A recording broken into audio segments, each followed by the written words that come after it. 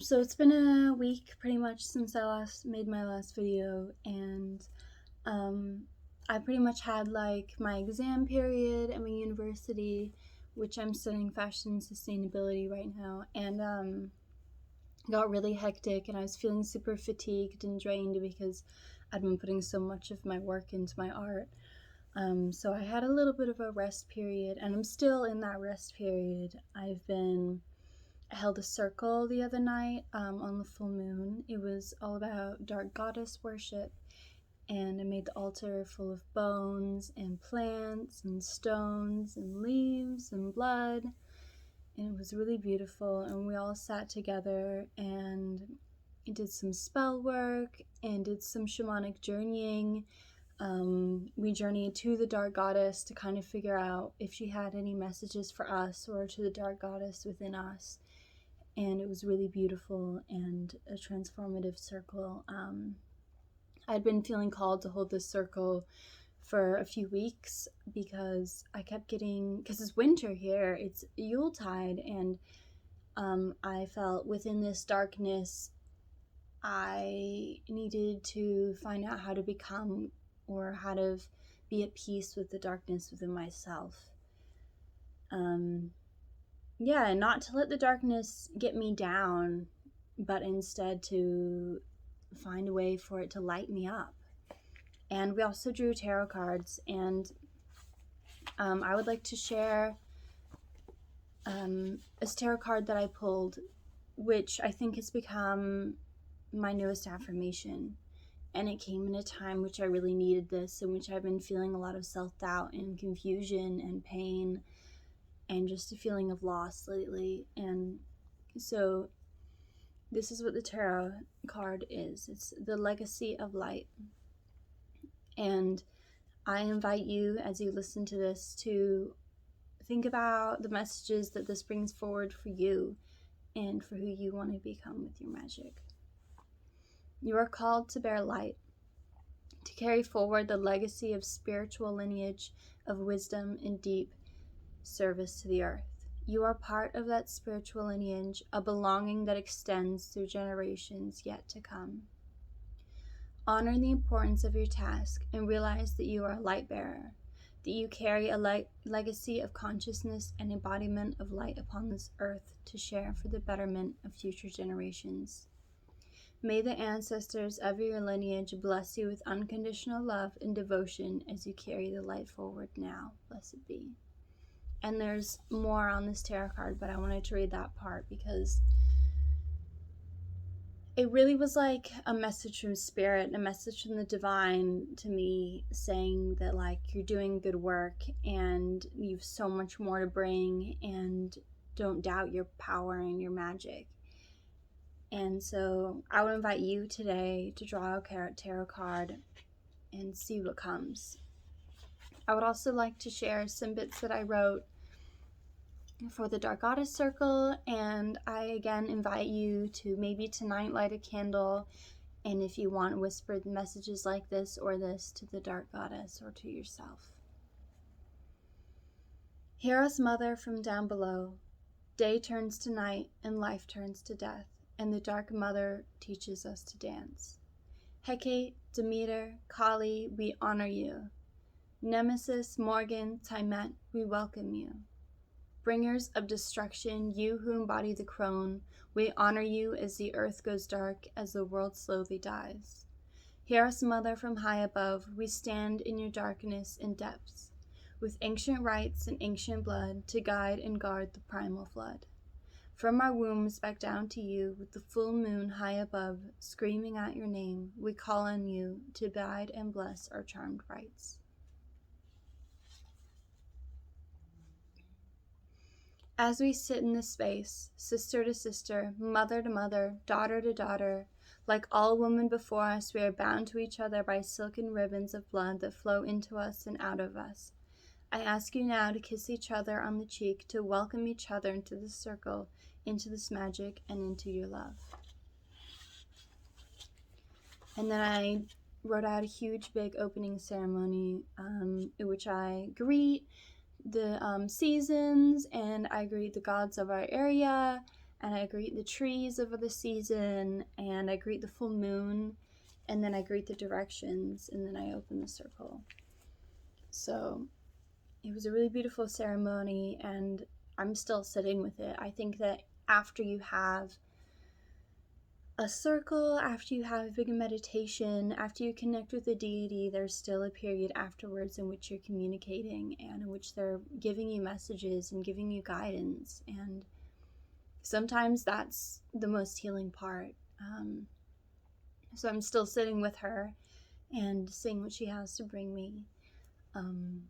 Anyway, that's some magic I've been doing lately. And today I'm wearing like a beautiful medieval gown. I've never worn it before. I just felt like wearing something really bright and beautiful because it's a gray sky outside. And I'm going to have brunch with my current partner, and then I kind of feel like maybe going to a crystal shop and finding a crystal that calls to me for the next stage of my life and of my healing and of my medicine.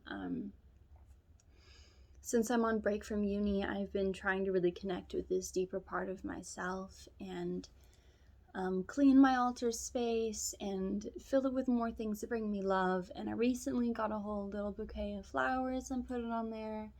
And I'm really like trying to devote this time to reconnecting with myself. And I've been listening to like music while I've been sleeping, and doing meditations and doing kind of solo journeys to spiritual trees and my spiritual teacher and the dark goddess. And I'm really just trying to form these connections on a deeper level, and I'm gonna do more journeying in the next couple of days. It's really important to me to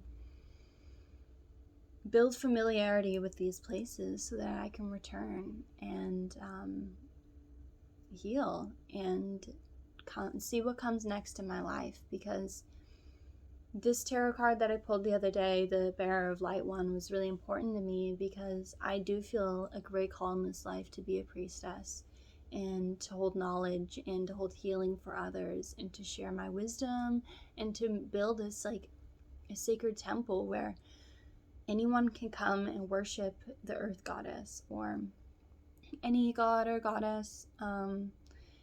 And so my greatest manifestation in this life is to do that. And it's really amazing. It was really amazing to get that affirmation. Anyway, I'm gonna go now, but I will continue making this video over the next week. I'm going on some road trips with my mom, which is going to be really good, and we're going to go op shopping and explore some gardens and things. So that's going to be beautiful, and maybe I'll film some then. Anyway, I hope you're having a beautiful, beautiful day or morning or night whenever you're watching this. And yeah, carry on with love. Okay, bye. I did a lot of gardening today, but I didn't get many videos of it. But I did a lot of harvesting too, so I thought I'd show you some of the ones that I harvested. I also harvested a whole bunch of rhubarb because I'm growing a lot of rhubarb right now, and I made a rhubarb crumble with chocolate on it, and it was super yummy and cream, and I gave it to all my 3 best friends in my coven who have COVID right now. I'm the only one who doesn't, and so I made them a little crumble to make them feel better, and I dropped it all off at their houses. So this one, I've got rosemary right here on the end, and I have a huge rosemary tree, but I want more rosemary for natural dyeing because it is such a beautiful color, which I showed in my last video. So I'm just drying a little bit here, but I have so much rosemary. I went a bit overboard last year and like just, harvested a lot of rosemary, and I don't use that much rosemary, so this time I'm being a little bit more chill. I have some more garden herbs over here, like thyme and stuff that I've got tied up. I have a lot of this growing right now as well. Since it's winter and it's raining so much, pretty much all of my plants are really happy, so I could kind of harvest big bundles without any worry. So once these are dry, I'm gonna pick all the leaves off and put them in little containers and keep some and give some to people. Right here I have a whole bunch of spring onions, or maybe chives also. I'm not sure what different countries call them, but I've got a whole bunch of fresh ones, but I also like to dry them and then chop them up and like put them in soups and things. So these ones are here, have been hanging to dry. I have a whole bunch more growing right now. But yeah, I like cut like a third of them out today because I was like, there are just so many, and my garden is so happy. So they'll grow back really quick. This is all parsley. I have a big parsley plant too. So I got a big bundle of just the top leaves. Like, I've got a tall parsley plant. And I'm gonna dry these ones out and put them in soups and delicious things as well. Right here I have some lavender. Just lavender. I've got a few different types of lavender growing, but this plant I haven't harvested before, so I wanted to try that and hang it up. And I've got this like wood that I used to make wands. I don't make wands right now. I've only got 2 wands currently, but I used to sell them. And I used to put little crystals in them and moss and things. I've reused this as like a drying stick and hung it up to dry. And I like attaching my herbs right now with like bendable wire, because then I'm not like cutting and like throwing away string. I just like unbend the wire, take the herbs out and put new herbs in, and then like bend it back up. It's working well for me, so that's what I've been doing. Anyway, I just wanted to show you my little cute hanging herbs from today, so you guys can get some inspiration maybe and build one of your own.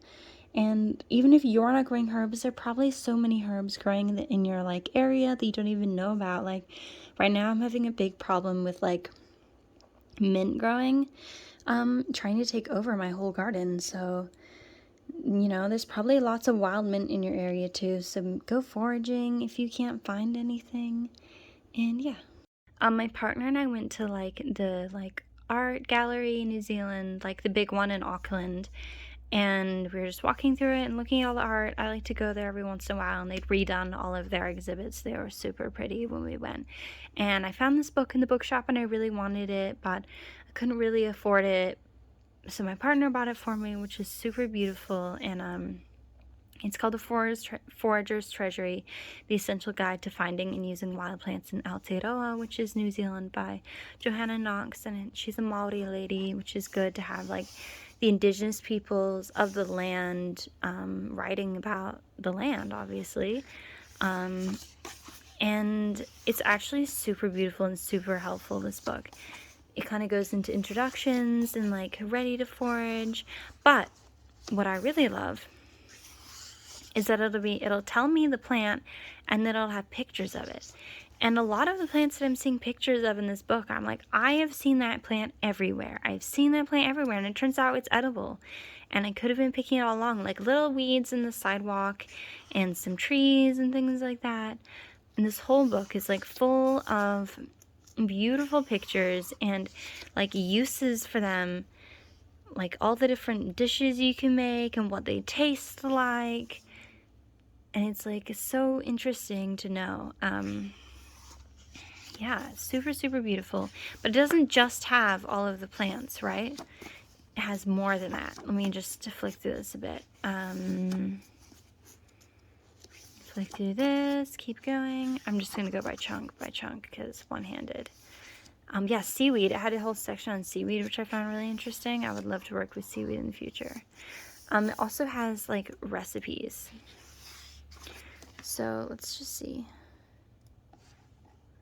Yeah, preserving the harvest is a whole section on its own. How to make rose water. Some of these things I already know, and a lot of these things I don't. And it's like really beautiful that they're all here in this one book together. Like I make herbal salves, but I would love to make more. I would love to make like herb infused vinegars for cooking and things like that. Like it has a whole bunch of like how to make it, which is very simple, but sometimes I just need things written out to inspire me to be like, oh yeah, I can do that, and like look how easy it is, and like really I can just pick any of these edible plants and experiment with stuff like vinegar and perfumes and just see what kind of taste and flavors come out. Things like herb butter, I could add like different like weeds like dandelion and kawa and different things all together to make a beautiful like blended butter. I would love to do that. This is so amazing. So I'm not going to read you the whole book, but I just wanted to show you how cool this book is. It also has recipes, as if that's not like enough, as if it's not incredible enough. And it has like, look, it has sections of what things taste like: mustardy, greens and flowers, bitter, sour, aromatic, crunchy, as if you like wanted to make a little salad, but you wanted like a few bitter, maybe a few colorful things. And it gives you some ideas, but obviously you can, this is like open for interpretation, and you can add all your own like herbs that are near you. So yeah, it has a whole bunch of recipes. I won't go through them all. Yum yum, yum yum, yum yum, because there's more at the back. See, look, I make healing kawa herself, but it's so nice that they've got this recipe here for those that like want to try it, who've never tried it. And I kind of like made a joke with my partner that I was like, I'm gonna make like a leather book bag that fits this book and a few vials, and I'm just gonna carry it around everywhere. And every time I see like a little weed on the ground that I'm like, what is that? Is it edible? I'll like see if it is, and then I'll look it up on here, and it might be in here, and then I can keep it and do amazing things with them. But I'm really hyped about this book. Yeah, and then it has at the very back, let's like see what, yeah, look, it has natural dyeing with foraging plants, which is something that I do for my degree. But it's super cool that it's also in this book. This book is such an amazing book for just like everything you'd want to know about plants in my area. So I just wanted to show off this book, and if you're in New Zealand, to check it out. Or if you're not in New Zealand, like, I'm sure there are equivalents of this everywhere to like your certain area, and maybe you need to look one up. Maybe if you just buy a Kindle version of it, or go to a secondhand bookstore and see if they have any cool ones like this, or maybe like ask for your birthday or something. But I'm literally living for this book. It brings me so much joy and inspiration for good things to come. So I wanted to share it as like, yeah, good book read, good book recommendation. Anyway, yeah. So my mom and I went like thrift shopping the other day, and we found this really cute box. And I decided, my altar's over there. I'll someday do an altar tour, but I changed it around a lot, and I recently changed it around for the new season, so it's not quite ready yet to be shown, but I did clean this out, and I filled it with items, so I thought I'd give you a little tour.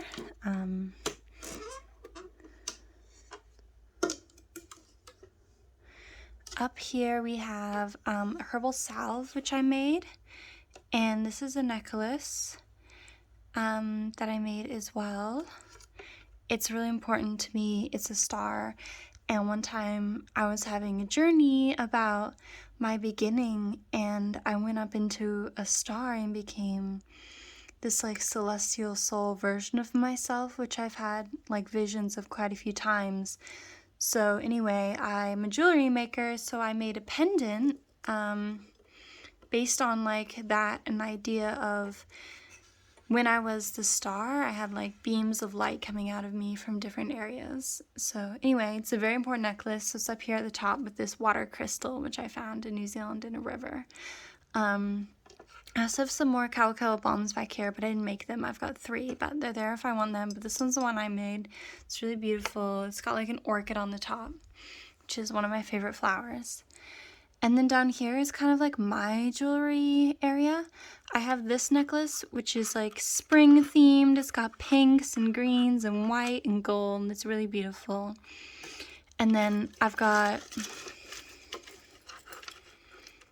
it's all tangled right now, but this amethyst one, which my mentor made, and then she gave it to me and I wear it a lot of the time, and it's super beautiful and healing and grounding because it's so heavy. And then my best friend made me some earrings, like mismatching ones. And I'll show you the other one. Let's see. Hold on, sorry, everything's all caught, even though I just put everything in there, but ain't that the way of the world? Oh my goodness, come undone. Okay, we got it, sorry. Whew. This one's the second one, so that's a set. They're mismatching, but they're a vibe, they're cute. Over here I have the rings that I wear like more frequently / every day. I have my altar goddess ring, super pretty, and I have a whole bunch of others, and then up here I have rings I don't wear every day and some ear cuffs behind that, but they're still like rings that fit me, and if I feel like wearing them, they're there. And then I have some little perfumes in that back in that little cauldron. Down here I have some sage, which was given to me. I don't use it very often, but I do have it.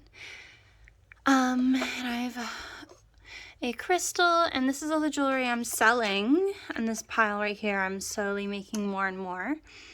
Looks very chaotic right now, but I have one Instagram dedicated to them. I wanted them like still in this beautiful space though, because I wanted them to all be charged and channeled and full of beautiful, good energy for the people that receive them. And down here, I kind of have my more spiritual shelf. This symbol is a sigil one of my friends made at sorry, I'm trying to think of the name, but like a spiritual kind of retreat I went to, or like a meeting, and it's supposed to mean as above, so below. And then here is like, this is really rough, but this is what a panther I made, like a jaguar, out of clay one day at like an art workshop I made. Its ears broken on one side, but it was a really beautiful memory that I spent with these women, and it means a lot to me, so I'm keeping it for sentimental reasons. Even though it's kind of rough, I still can't part with it. But because it's it's just raw mud, if I wanted to one day I could bury it in the garden and it'll break down and just become mud again, so I think that's beautiful. And then I have a seagull skull that my mom found on the beach, which has been in our family for quite a while, on some lichen that I've been picking. And right next to it is my I think it's a baby, I can't remember, but it's definitely earth energy crystal.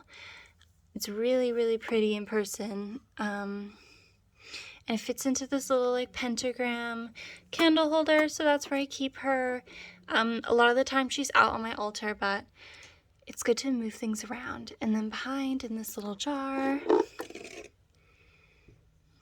I have a cicada, which I found and put in this little jar. And I like to look at its little wings sometimes. So she's back there, hanging out, adding to the vibes. And then down in the bottom, I just have some like magical items and an old journal and some like candles and perfumes and things, and this fishite crystal, which I've had for quite a while, but she is stunning. Anyway, this is my new box, and that's everything that I put in it. And it's really pretty. And my mom said that if I ever want to get rid of it, I have to ask if she wants it first, because we found it together, and I think that's cute. I thought about repainting it, but then I was like, it's so unique on its own that I don't think I should, even though I do love repainting things. So let me know if you know the symbols or the meaning or the religion behind these. But yeah, I think I'm gonna leave it untouched because it's perfect how it's meant to be, you know? I did say that I would do an altar tour the other day, but then I was kind of like, screw it. I'll do a little altar tour today because I'm just about to sit down with my altar and enjoy it. So I was like, even though my altar is always changing, and I'll probably make some more changes to it in a few days, I might as well just show it as it is now. So starting off in this corner, I'll give like a quick tour, is a beautiful fawn doll that my one of my close friends made me. It's actually based off of me. She's super cute. I used to have green hair. I'll probably go back to having green hair in the summer. I like to dye my hair quite a bit. She's got a cute little green mullet, just like me, and some horns, and a little basket with a bottle in it. And this jacket's based off of a jacket I wear a lot. Anyway, she's super gentle, and I love to have her on my altar. Gives me good, like, pan energy. And then I have this right down here, this fairy bell.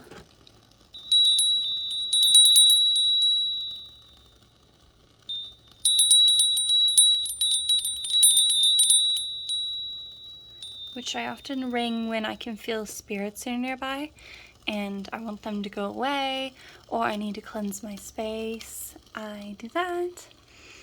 And then I've got a rainbow obsidian orb, but it's quite dark a lot of the time. So it's kind of my replacement of a black obsidian orb without carrying too much of the, like, not the dark energy is bad, but without carrying all of the dark energy of black obsidian. And she fits into this cute little cauldron I have. Just 3 legs. Very adorable. Anyway, this is kind of like my darker corner.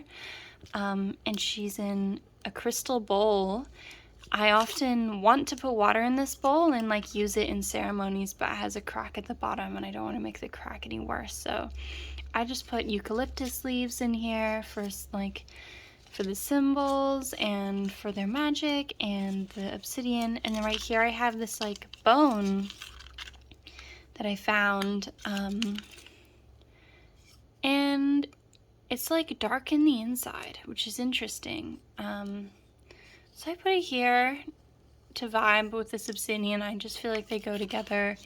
It's kind of like dream state underworld area down here. I already feel like I'm taking too long with this tour, but I'll try and speed it up.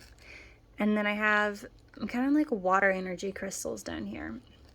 I have this really pretty like blue one, and this one, which is really hard to tell what color it is. It's like a pale blue and cream. They're both my points. They're really pretty.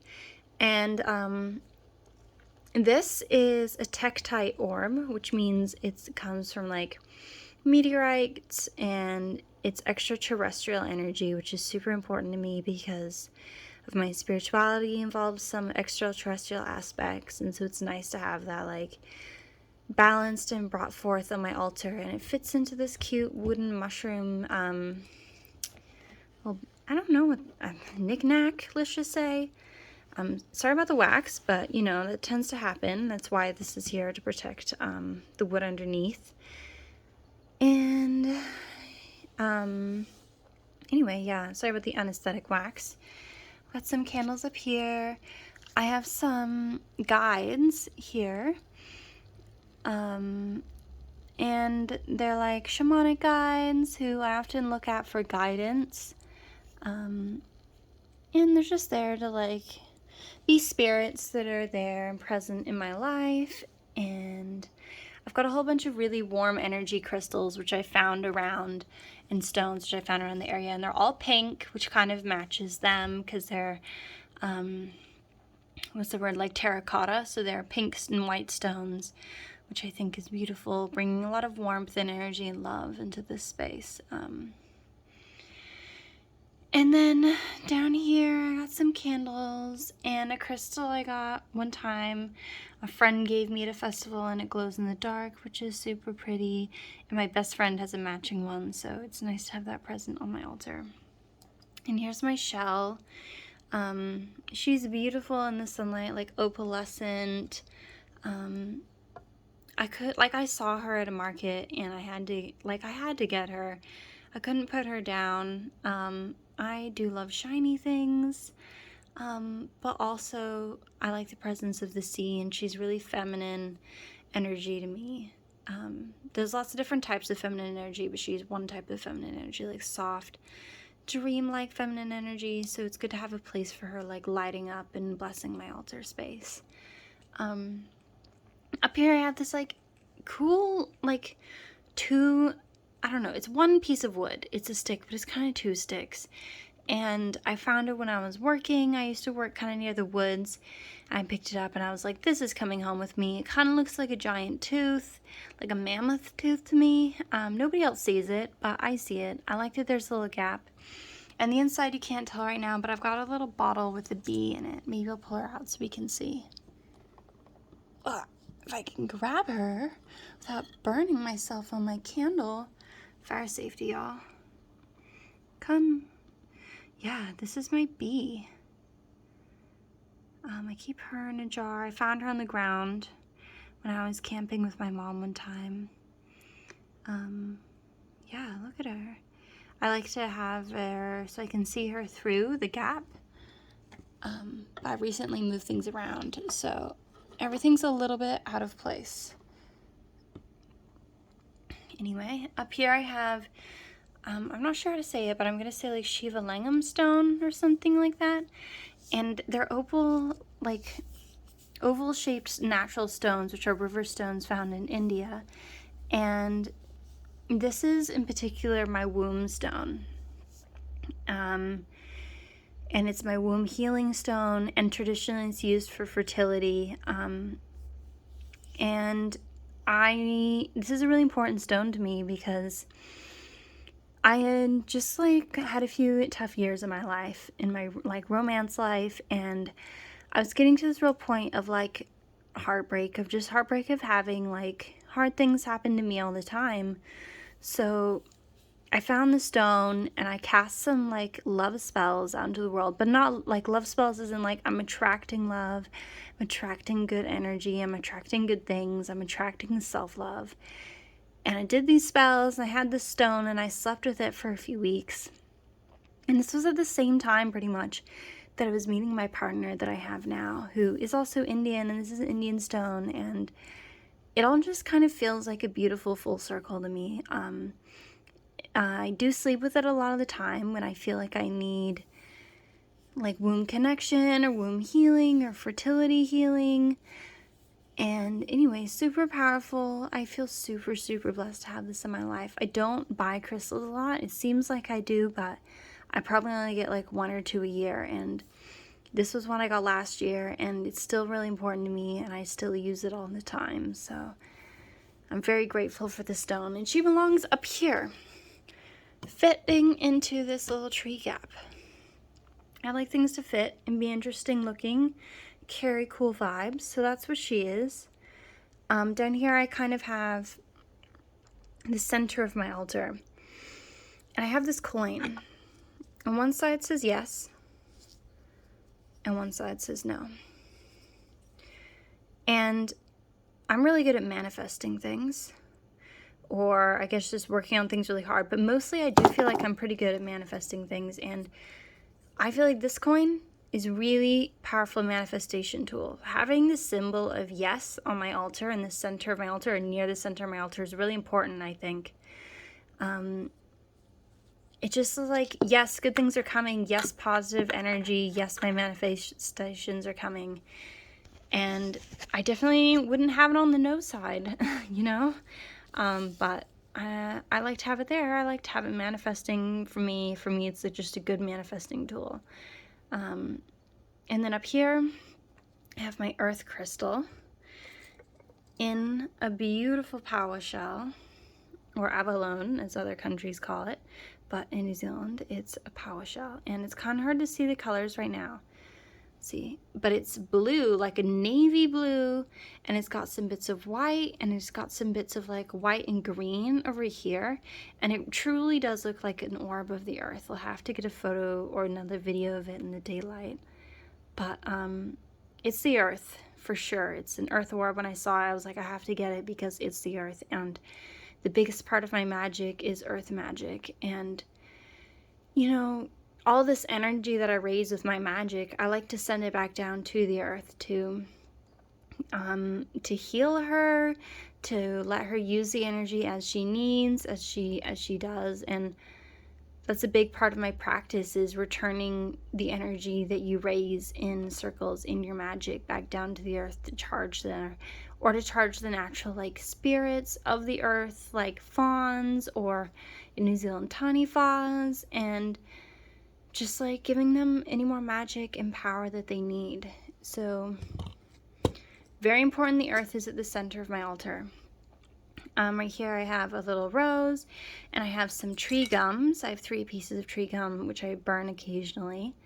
This is kauri tree gum, and kauri are one of the biggest trees in the world, and they only grew in New Zealand. And they cut most of them down in colonization times, but there are still a few, and they're slowly growing back, but they take a very long time to grow, and they can grow to be thousands of years old. And this is gum from some of them, and you can burn it, and it smells beautiful. And sometimes I do go like to see kauris and look at the giants, and just like stare in awe at them. So it's really, really beautiful to have these pieces on my altar, connecting me back to like the natural land that I'm on. Over here I have my womb. Let me move her forward. There we go. I made this at the same clay as a clay workshop with my friends that I went to, as the panther that I made, which are all supposed to be like things that are spiritually like important to us. And yeah, so she is a figure of a woman, and I fill her with flowers, mostly dried flowers. Some of these mean some to me, and some of these are just pretty. And then down here I have like a seed, which kind of looks like an egg. And yeah. And then I put some fresh flowers in a little wooden vase. I like to put fresh flowers on my altar frequently, just to kind of bring in the positive vibes and natural vibes, to give something back to my altar for holding space for me. And this is a calcite stone, but it's quite white because sometimes I bathe with it, and I take it on the water, and I sleep with it, and I hold it, and I've had it for a long, long time. And it's very powerful to me, and she sits back here and she holds space. And in this box I have my tarot cards, which I often have a few laying out on my altar that I'm working with or recently pulled that I need to think about. So these ones are these guys. And if you see these little bits, this is just lavender, because I recently like shaken out a whole bunch of lavender for some ceremonies, and I haven't fully cleaned it off. Like I said, I still have more cleaning to do on my altar, but that's easy enough. All I need to do is brush off. And then I have, this used to be, the Coven is like a local like witch shop, and they have this white sage clearing spray, which I needed when we had a really serious poltergeist problem in our house last year, but I used it up long ago, and now sometimes I just put perfume in there and dilute it with water, and then I spray it on myself, so it doesn't have white sage in it anymore. In fact, it's almost all out of my favorite perfume, and I need to go get more, but yeah. Beautiful, beautiful.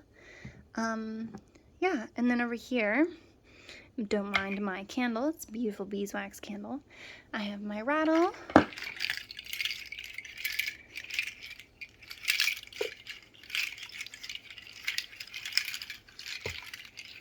And I like to get my rattle wet sometimes, like I'll play it in the rain, or I won't play it in the rain, but I do like to play it in the rain.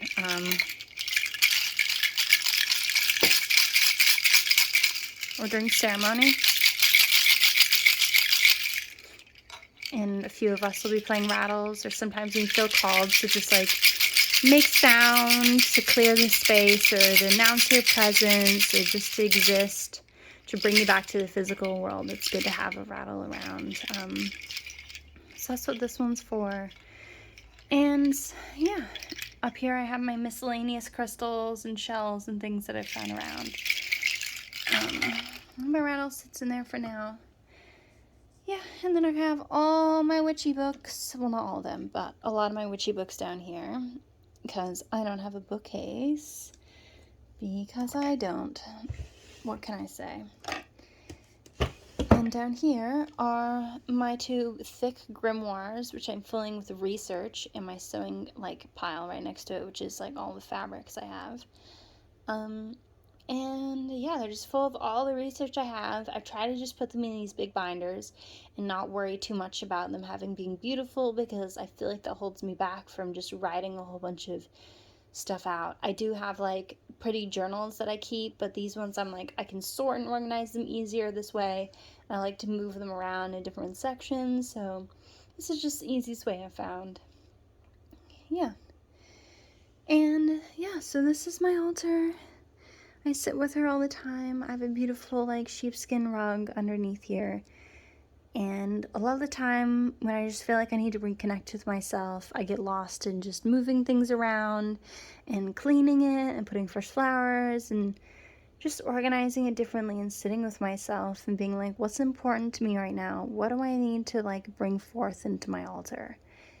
And yeah, so this is my little altar. I know I said that I wouldn't show you, but sometimes I'm not going to be ashamed of having some wax and some lavender bits on my altar, because my altar is a working space. It's a working space for my spirituality, and sometimes these things are messy, and that's okay.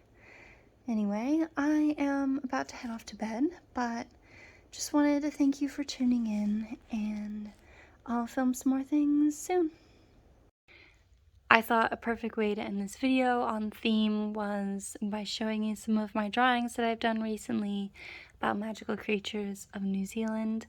I'm making a zine right now, slowly working on making a zine to sell at some markets, and so I've been doing drawings for them. They're currently in like black ink on white, but when I make the zines, I'm going to switch it around so the paper is black and the ink's white, so it's going to be swapped around. But anyway, enjoy them as they are. This is a piwaka waka, or a fantail. They're small, like this big pretty much, little birds that are super cute, little chirpy birds that jump around and like flutter their little tails. And follow people as they're walking around in New Zealand on hikes, because they like to eat grubs and little bugs that humans like kick up when they're walking around in the dirt. They're super friendly, super happy. They're very much known as like the fairy birds of New Zealand, and sometimes in which I've been communicating with the god Pan, I have seen this bird, and it's got very like cheeky, earthy energy, just like Pan, so I do kind of relate it to Pan in my mind. This is a snail, but I know it just looks like a snail, but in New Zealand we have these like dark wood colored, like dark brown and black shelled snails that are carnivorous, as in they eat other bugs and they eat like centipedes and they eat. Anyway, I think it's super cool that carnivorous snails exist and that we have some. My friend has a shell of one and it's super, super beautiful. So I wanted to draw one out, and with each picture I'm gonna have like a little blurb about like why they're magical and what their magic is and where you can find them and things like that, and to kind of like what's the energy of each creature. Down here I have a periri moth, or a giant green moth in New Zealand. They're really big, like palm hand sized. I've seen a few around. I used to play field hockey when I was young, and one time one was on the field hockey pitch, and I was like so amazed when I first saw one when I first came to New Zealand. And then just this year I was walking to university and I saw one on the road that was like fluttering about, really panicked. So I gently picked her up and I put her in the shade on a leaf, and I came back later and she was gone. So I'm hoping that she recovered and flew away, but they're like a really soft light green and they're super magical. I literally love these like moths so much. But it's kind of a picture of an egg to a caterpillar to a moth. And then I have a picture of a cicada on some bark, because in a certain season in New Zealand, almost anywhere you walk around in the bush, like on a nature hike, you'll see cicadas, dried out cicada husks, because they shed their skins and they'll be hanging on the bark, and they're kind of like an amber color. And that's super cool to see. So I drew one out. And then I have, this is like not especially just in New Zealand. A lot of them I like to do just in New Zealand, but this one I thought was just so cool that I had to draw it out anyway. And it's a ghost shark. And only a few, like maybe 2 ghost sharks have ever been seen before by scientists. And they live deep, deep, deep in the waters, and they're very mysterious and kind of silvery color. And they're like I think they're made of like, they don't have any bones, like maybe they're made of cartilage or something. Anyway, there are a lot of mysteries around them, and they're super, super like skeletal and interesting looking. And the reason I included this one in New Zealand is because one of the only recorded like sightings and photos of a ghost shark was taken down in Christchurch in New Zealand. So I just thought that was magical. Like, they're out there, they're around New Zealand doing their thing. Anyway, amazing. And I also have another water being. I drew an eel, a river eel, swimming around in a river. River eels are super common in New Zealand. They're in a lot of the rivers. I see them all the time. I've touched quite a few of them, like quite a few of them. And yeah, there are lots of myths and legends about like taniwha, which are beings of the water in New Zealand, and eels, and maybe the taniwhas are giant versions of eels, maybe the eels are the taniwha, or maybe they carry different magical ancient energy, but anyway, they definitely always inspire awe on me every time I see them. So I drew one out, and that's the last of my drawings. I just wanted to give a little share before I go, and I wanted to thank you all for tuning in for this video, and I'll make another one soon. You know, when cool things happen in my life, I'll record it, maybe next week. And I hope you all have a beautiful day or a beautiful night, and I will see you soon. Hey, so I'm just filming a little outro to say if you enjoyed this video, I'll be making some more, so hit that subscribe button if you're interested. I also have an Instagram that I post a lot of just like content of me living my life, doing my magic, celebrating things, living in New Zealand, going on hikes, spending time with my friends, that you can like check out if you want. I'll link that down below, as well as my jewelry account, in which I make a lot of jewelry, and it's always to do with like talismans and magic, and I charge them all with intentions, or they're very fantasy based. And I'll also link that down below if you're interested. And yeah, stay tuned.